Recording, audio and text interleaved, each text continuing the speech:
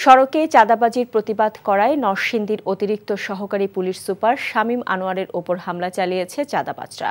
এতে গুরুতর আহত হন তিনি। পরে তাকে উদ্ধার করে নরসিংদী সদর হাসপাতালে নেওয়া হয়। দুপুরে পৌর শহরের আরশিনগরে এই ঘটনা ঘটে।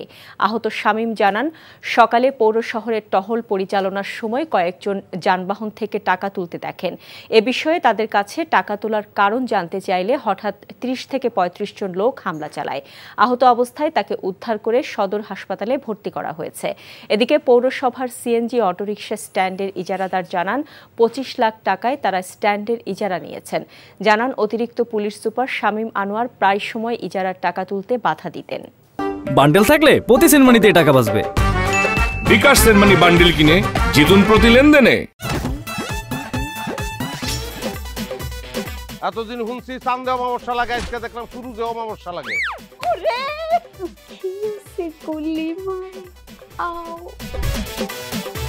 আপনার নামটা? আমার নাম লাবণ্য। এটা ধরেন। এইটা কি? সোলেমানি আংটি। ভয় পেলে নাকি সিরিয়াস? দুটা খেজুর কাটা নিয়ে চক্ষু দুইটা উঠানো হইলে আমারে দান করে দিন। কারো পৌষ মাস আর কারো সর্বনাশ। নাই রে নাই, আমার বাপে নাই। এই হারামজাদা, হাতে কি গ্রামের মাসে তোর আটকা জলিল কর।